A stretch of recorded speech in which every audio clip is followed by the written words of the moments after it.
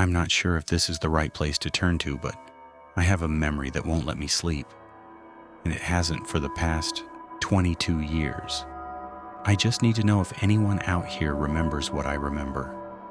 Do you remember? It was a cold winter afternoon, back when winters were still cold and snow still covered the landscape of my hometown. School had just ended for the day, and I was on my way home. Alone. I'd usually walk with my brother, but he wasn't there that day for some reason. I didn't mind it though, not really. You see, our apartment was just a few steps away, just across the creek. And besides, I was a big girl now. I just turned 8 a few days ago, and then, you offered to join me. It started snowing just as we were about to leave school. We walked around back, past the playground towards a small wooded area leading to the creek. Walking by, we couldn't help but notice the freshly fallen snow behind the playground fence, still untouched by the hundreds of tiny human feet running around there every day. It was as tempting as those powdered donuts cooling on the kitchen counter back home. You know the ones you were strictly told not to touch before dinner.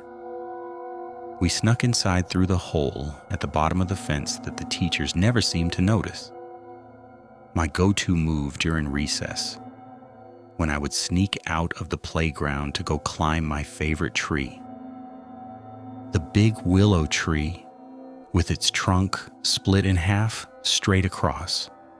I used to climb that tree as high as I possibly could, sometimes on the left half, sometimes on the right, and I would watch the other kids play on the ground from afar. I remember my teacher finding me up there once, on the top, and it made her cry. I'm still not sure why. I ran into the open field, launching myself face first into the snow-covered ground. I rolled around and I just stayed there, staring at the sky. Snowflakes danced on my face like little kisses from heaven, each touch so warm and fuzzy. Everything around me was completely still. The silence, broken only by the occasional rustling of the branches, caving under the heavy weight of snow. I could feel myself blending into the background. I could feel the earth breathing with me. I closed my eyes to let the gentle touch of winter swallow me whole.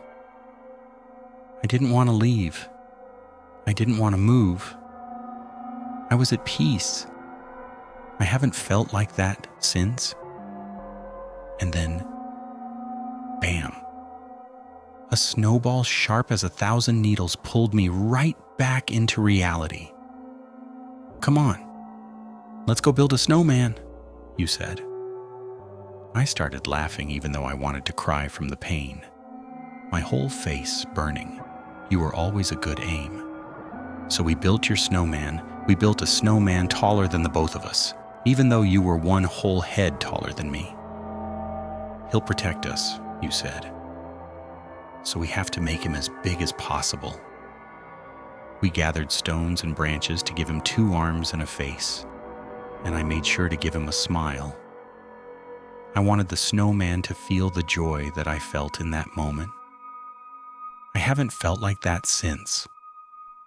It couldn't have been more than 30 minutes before I noticed a dark silhouette coming towards us through the thick veil of snow.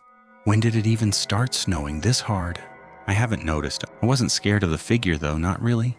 You see, I was a big girl now. I just turned 8 a few days ago, and besides, I could recognize that figure anywhere. A tall, skinny man of a sickly complexion. He was dressed in all black to match the long, dark hair that hung over his shoulders like a scarf. His woolen coat brushing over the snow. "Hey, Uncle Andy!" I yelled, running to him. "What are you doing here?" "Hey, Beck, I'm so glad I found you. Your parents, Oh, never mind. Let's get you home." "Oh, really? But we just started playing. Just 5 more minutes, please?" Uncle Andy, now towering over me, leaned closer.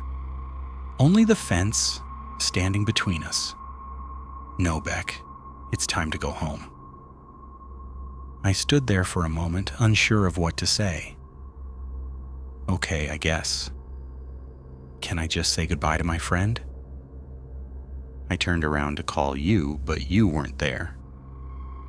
I ran to check behind the snowman, but you weren't there. I looked all around the playground to find you, but you were nowhere to be seen. I went back to my uncle, past our snowman, through the hole in the fence. I guess they went home before I could say goodbye. That's okay. He took my hand. I'm sure you'll see them again tomorrow. I haven't seen you since. We came home a few minutes later. My parents greeted us with a smile that could light up the sky. How was your day? Are you hungry? Let's get you out of those wet clothes. They haven't smiled like that since. I stopped walking home alone after that. I never got to explore our town as a child ever again. It wasn't long after that I saw my mother crying in the dark for the first time. My parents got divorced a few months later. I stopped sneaking out of the playground after that. I never got to climb my favorite tree during recess ever again. It wasn't long after that I heard the teachers whisper about you in the hallways for the first time. They fixed the hole in the fence a few weeks later. It wasn't until my 23rd birthday that I learned what happened that day from my mom's point of view. Oh, Beck? Yeah, she was always a good kid. Sure, we had our fair share of fights, and she would never listen to me and would cry constantly, but she was a good kid. Except that one time. Do you remember? She glanced towards me as if to ask for reassurance. I didn't respond. It was winter, and I think she was around 8. Her brother got sick that day, so I went to pick him up from school earlier than usual, and she was supposed to come home right after, because Andy was giving her guitar lessons later. But she didn't come home. She was gone for hours. Her dad and I were going insane trying to find her. I mean, what if something happened to her? It's a mother's worst nightmare. We were about to call the cops when Uncle Andy rang the doorbell with Beck on his shoulders. He said he found her on the playground, soaking wet in the freezing snow, just playing and laughing and talking, all by herself.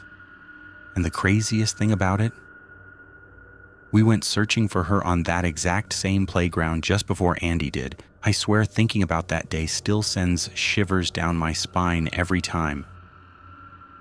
Huh, I said. I never remembered it that way.